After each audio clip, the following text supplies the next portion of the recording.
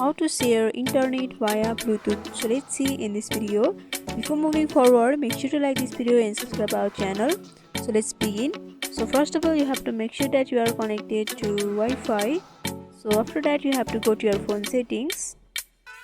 So here in the settings, you'll be able to see the various options over here. You have to tap on the hotspot and tethering option.